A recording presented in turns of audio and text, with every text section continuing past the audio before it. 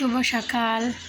আজকে সকাল সকালই চলে আসলাম। আজকে একটু ঘুম থেকে তাড়াতাড়ি উঠছি, এর জন্য ভাবলাম যে আজকে একটা ভিডিও বানাই। কারণ ভিডিও তো অনেক দিন হয়েছে বানাই না, আপনাদের সাথে অনেক দিন হয়েছে কথা হয় না।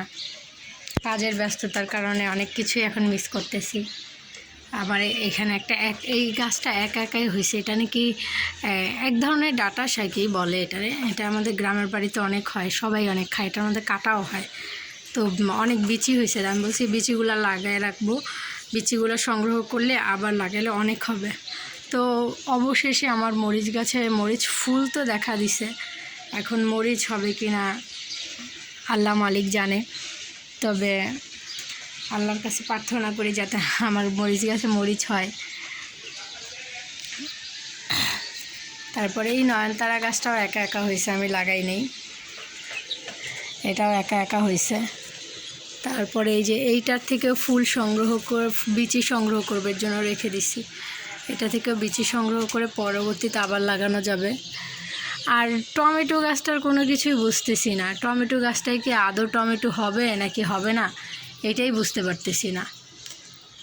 কারণ টমেটো গাছটা ফুল হচ্ছে, প্রচুর পরিমাণে ফুল হচ্ছে, কিন্তু ফলের দেখা পাচ্ছি না।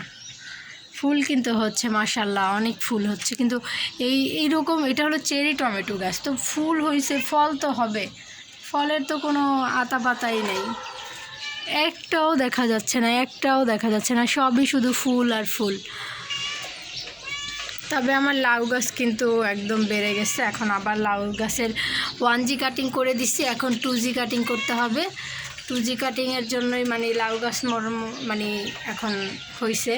এই যে 2G কাটিং না করা পর্যন্ত তো এই যে এগুলা হবে না। কারণ এই যে 1G কাটিং করার পরেই কিন্তু এই দেখেন এই ডালটা বের হয়েছে, আর ডালের সাথে সাথে এই যে স্ত্রী ফুলও বের হচ্ছে, আবার পুরুষ ফুলও কিন্তু বের হচ্ছে। কাটিং করলেই হয়। কাটিং আমি আগে বুঝতাম না যে কাটিংগুলো কিভাবে কি করব না করব। প্রত্যেকটা ডালে স্ত্রী ফুল পুরুষ ফুল বের হয়েছে। আমি তো দেখে অনেক খুশি যে না মাশাআল্লাহ আমার গাছগুলো অনেক সুন্দর হয়েছে।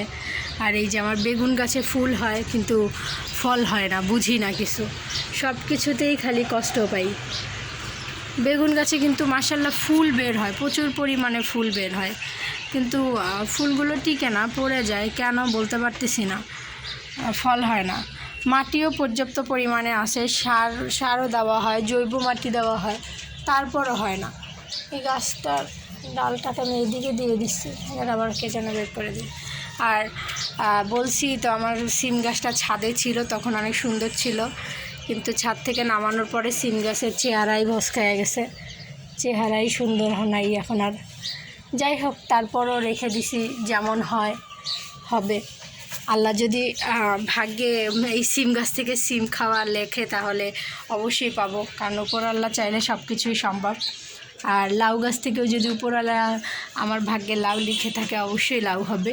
তবে আমার লাউ গাছ দুইটা কিন্তু অনেক সতেজ, অনেক সুন্দর মাশাআল্লাহ, খুবই সুন্দর মাশাআল্লাহ। দেখাই শান্তি লাগে আসলে।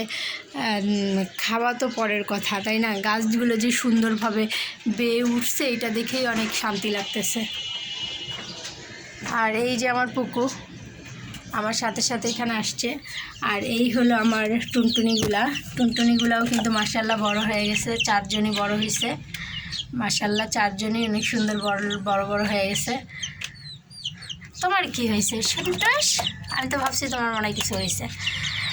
সবাই ভালো থাকবেন, আর আমার গাছগুলো আর আমার মুরগির জন্য দোয়া করবেন, আর আমার জন্য দোয়া করবেন যাতে আমি সুস্থ থাকি সব সময়।